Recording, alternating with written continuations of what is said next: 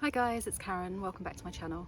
In today's video I'm just going to do a bit of general garden maintenance. I've been away on holiday for a couple of weeks and in that time things have just got a little bit overgrown or just gone over slightly, so I'm going to do some general tidying up.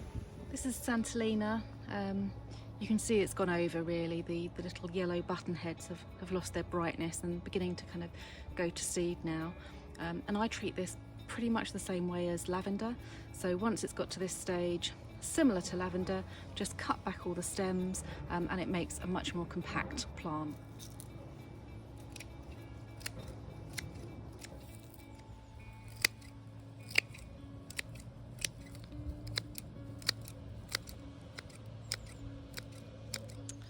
There we go, all nice and tidy. That should help it stay more compact rather than getting a bit leggy, which can happen if you leave the flowers on it too long. I have loads of Stipa tenuissima in this garden. I really rely on it as a kind of filler. It does so well because it's so hot and free draining. But at this stage of the year, just after it's kind of set seed, sometimes it can flop.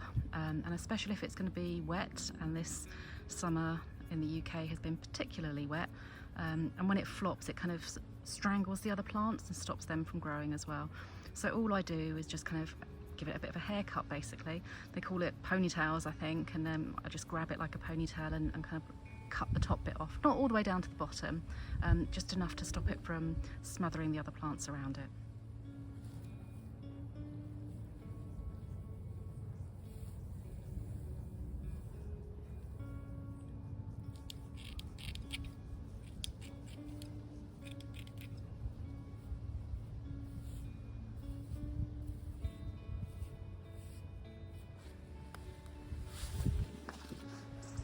These Anthemist, they're EC Buxton actually.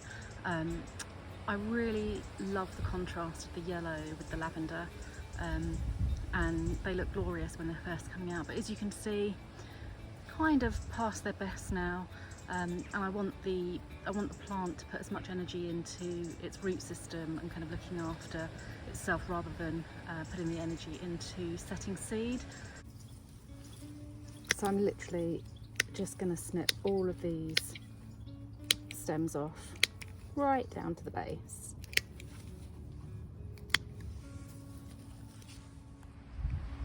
So there you go, bit of a hedgehog.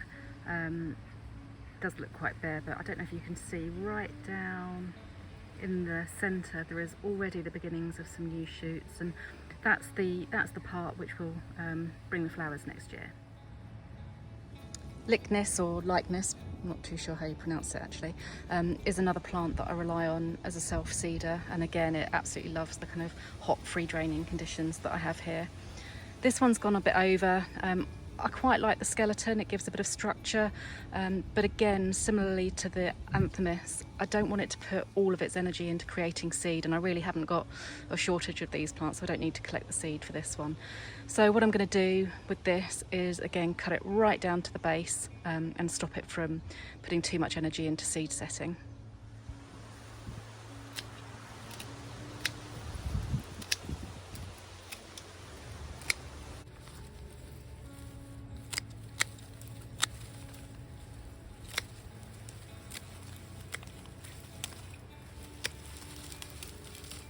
So having cut back all the stems, that's revealed the remaining kind of rosette of basal leaves.